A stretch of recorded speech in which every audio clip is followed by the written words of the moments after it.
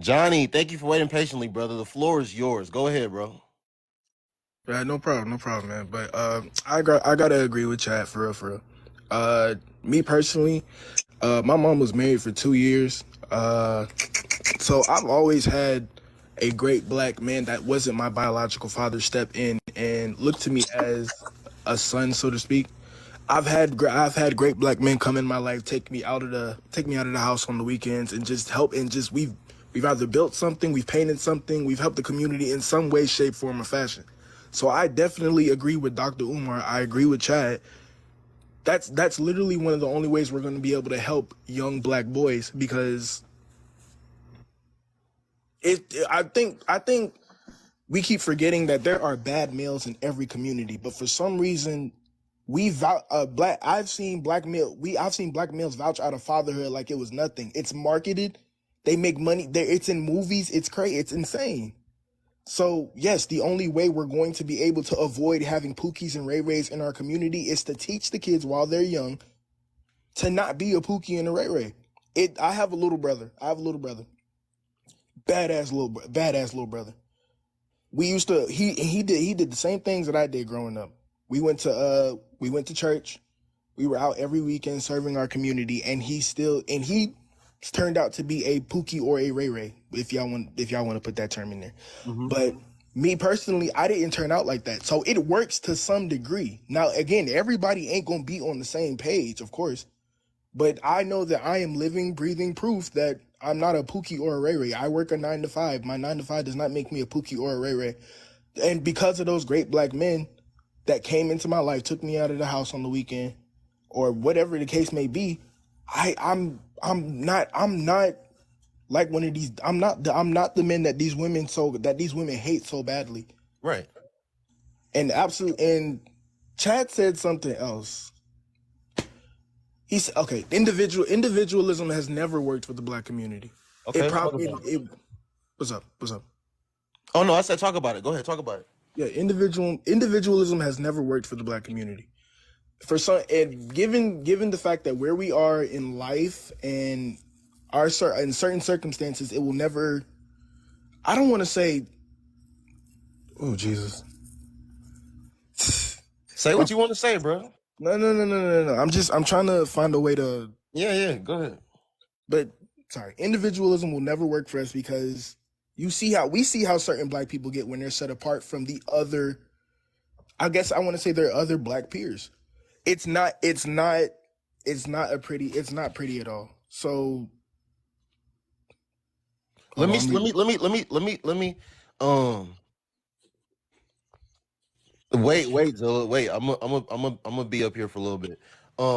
So that whole listen and Johnny, listen, I'm not saying like again, like I was telling Chad, we can't control the cards that we were dealt, whether we were born to a poor family, whether we were born to a well-to-do off family. But I personally believe that you know, the as far as like getting different outcomes and changing our circumstances, all of us as men and women, black men or black women, we are in control of that. And not, and I'm someone that believes, Johnny, that not because you were dealt unfortunate cards, that is an excuse or a reason for you not to like try to be better in life, um and like want better for yourself. And I say that, Johnny, because there are a lot of people that were you know born to like unprivileged circumstances, and they still rose above that. They still rose above that despite once being in the economic disadvantage that they were in. So when someone tries to like, so as a black man, when you say that, and I'm not talking about you specifically, as I'm just saying in general, when a black man decides that he wants to go outside and destroy his community and sell drugs, when a woman decides that she wants to like go outside and be a hoe and then blame it on her circumstances, no, that's not a valid excuse. That's just who you are as a person. Because there are a lot of people that they take that pain that they have, they take that, they take the fact that they're at an unfortunate position, and they use it to fuel them to like become better and rise to a better place in life. So I say that to say when Chaz talking about the whole pull yourself up by the bootstraps thing, um, there does need to like some accountability does need to be taken, and like again, it boils down to wanting better for yourself, and if you really want better for yourself, you're gonna do the things that you need to do to get different outcomes and change your circumstances.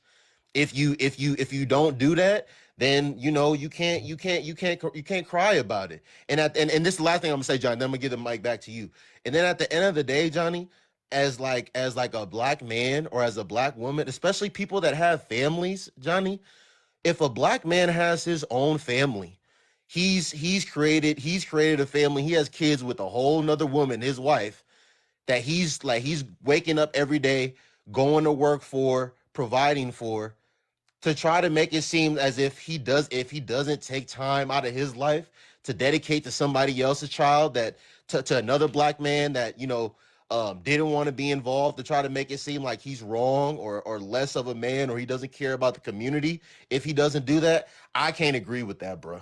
But go ahead, I'm give the mic back to you. Go ahead. Me, I'm just all I'm gonna say is me personally. I'm very much for Dr. Umar's message. Instead of getting your passport and finding other women out the country to You talking about to. passport? I'm just saying, bro. Like he, They Dr. are lame. They Umar, are lame as hell. Dr. Umar basically said, bro, fix the problem at the root, so you don't take accountability now, so you won't have to worry about taking it later. Cause it's just you no matter how you spin it, let's just say you're always going to be tied to the black community. So like, let's just say, you do get your little passport and you fly out the country, whatever. You marry you an Asian woman, you have your Blasian son or a Blasian daughter. What if they fall in love with a Pookie or a Ray Ray that y'all so called, that y'all like to label, that we like to label people as, and shit like that. I'm just saying, there's literally, I don't think there's any way you can maintainly escape it. But you're not required to be in these kids' lives as if you're their father. A lot of us grew up. A lot of us grew up with great big black brothers. I'm sorry, Jesus, I can't speak today. But Good. a lot of us, this is how a lot of us actually grew up. And to say that we're too good to being these kids' lives just because their mother messed up is kind of insane, because everybody messes up. And I'm not saying these kids didn't ask to be in the world. Like, let's just be so for real. Right. A lot of these kids are set in the same circumstances that we are. A lot of them don't know how to tie ties. They don't know how to read. They Right. don't know how to. They don't know how to have. They don't have job resumes. And Right. a lot of us had that stuff at 15. I know I did. These kids are suffering, and a lot of us can really stand to just just go door to door and just be like, hey, let me hang out with your son for a few minutes. Teach him something valuable. It doesn't hurt. Nobody's saying that you have to step out of your way to become a stepfather or just marry the kid's mother, but like, drop some knowledge on these young black boys, please, because it's insane. And my little brother is a prime example of how that can really, like, not how that can really affect you. Absolutely, Johnny. I have all the respect in the world for stepfathers. I have all the respect in the world for coaches. I played football growing up. I've played basketball all my life, all the way up to the collegiate level. I know. Did you play sports growing up, Johnny? Absolutely, I played Okay, so you baseball, so you know basketball. right. So Oh, we've all had the teammate that, you know, their parent was never able to take them to practice. They always had to catch a ride with a teammate. We've had the teammate that their parents was never in the stands during the tournaments on the weekend. There somebody else's parent had to come pick them up. They never had any support out of town tournaments. They had to come with somebody else. Their parent was never there. I have all the respect in the world for these coaches and these black men that take time out of their lives to do that. What I do not agree with is what Dr. Umar is saying, and kind of like you and Chad's philosophy is that, well, it's kind of selfish and a superiority complex type of thing if a man doesn't want to take time out of his life to do stuff like that. Like, bro, at the end of the day, like I told my friend that I got into a fight with last night, I've told Chad before. Listen, and I don't agree with everything. I don't. There's not anyone in this world that I agree 100% of everything that they say. But I can respect Umar because the man, from what I've been able to see, he's actively trying to be the change that he wants to see. But if people are just going to be voicing their displeasure and not actually doing anything to try to like be this change that they want to see, I don't want to hear it at the end of the day. So like, especially to the woman, like I was even telling my friend last night, if you really so passionate, if you really care so much, then you need to make it your life's mission. You need to make it your life's objective to like, spark this change that you want to see. Become an activist. Become the female Umar. Use your social media platforms to speak on these things. If me Noble, if that's not my objective, if there's other things in my life that I prioritize and I prioritize taking care of me and mine, I'm not a selfish person. I'm not a selfish person because of that. It's not like I don't care about the black community.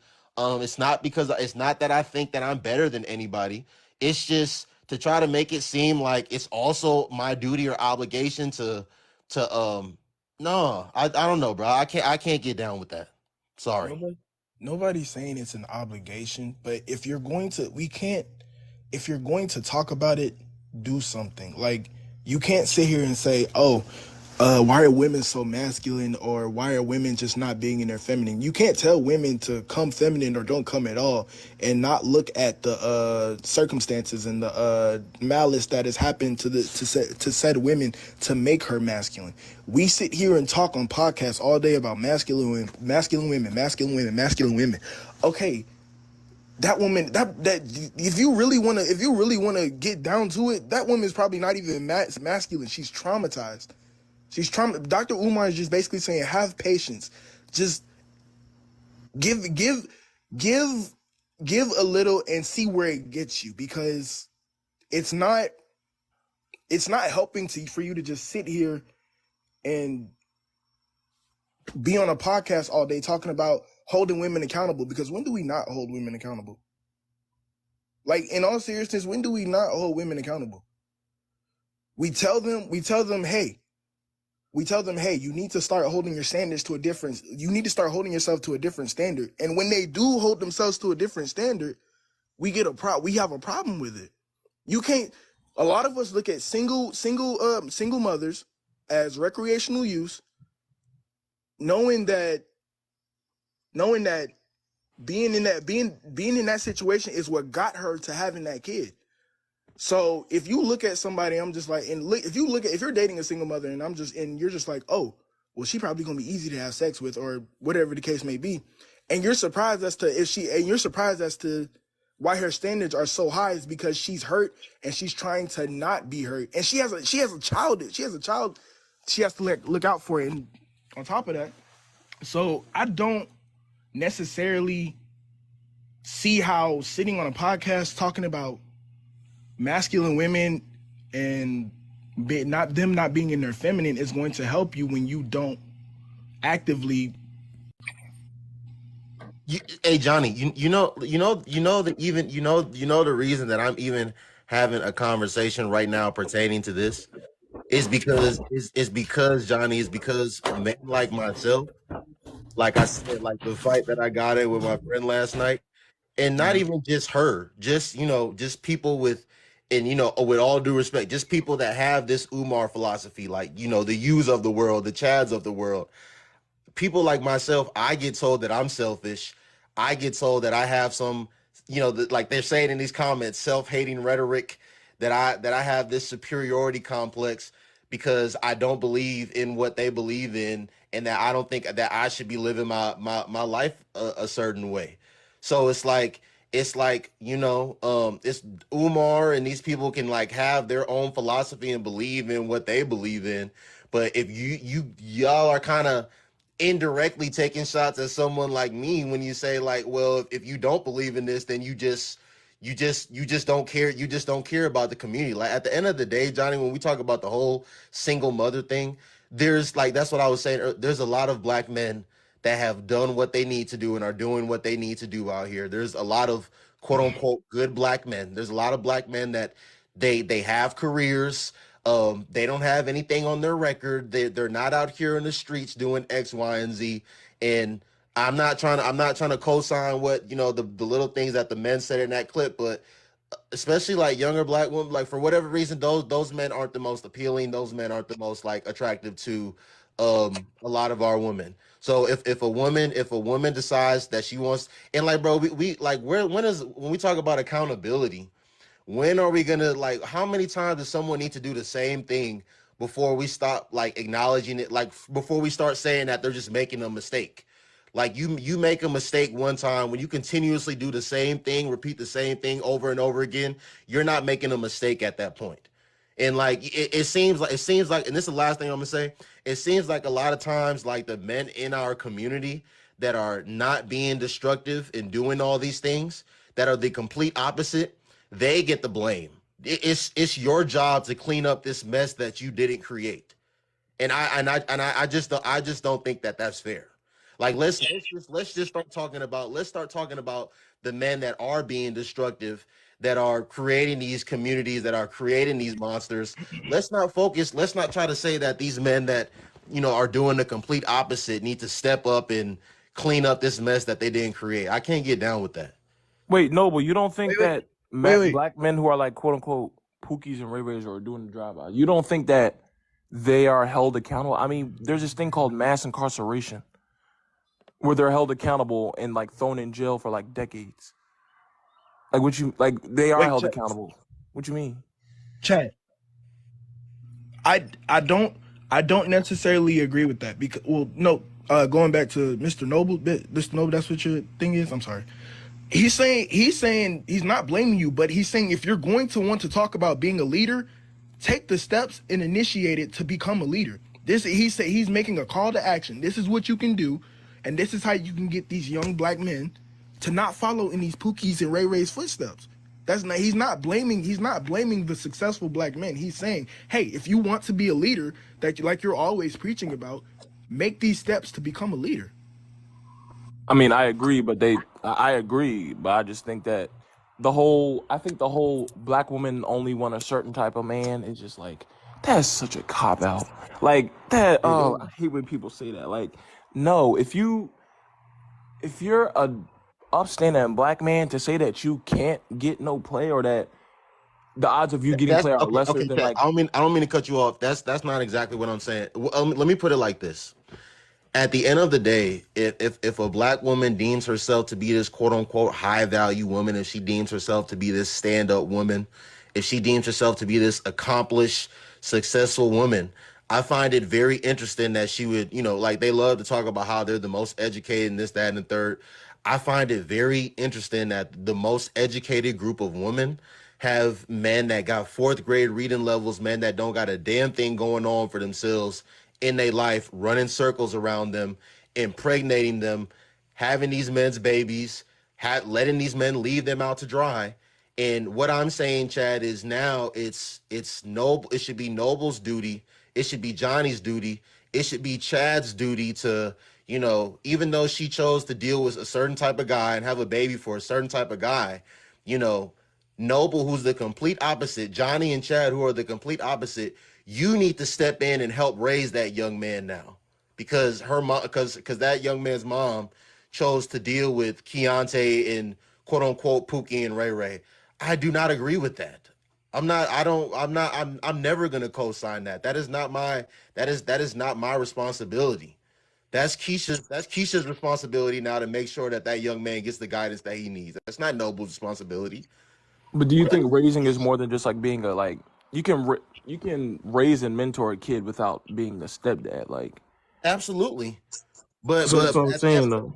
but Like at the end of the day, if Noble and Chad and Johnny don't want to volunteer for the Boys and Girls Club, if they don't want to be a coach, if like Johnny said, if they don't want to, go door to door and just, introduce themselves to a woman and say, "Hey, I want to be a mentor in this young man's life." There's nothing wrong with that. I don't see. Well, not, let me not say I don't see. There's nothing wrong with that at the end of the day either. Because at the end of the day, that is not Noble's responsibility. At the end of the day, that's not Johnny or Chad's responsibility. At the end of the day, if we be honest, at the end of the day, if Noble, Johnny, and Chad have kids, their kids should be their number one priority. Their nephew should be their number one priority. Their little cousin should be their number one priority.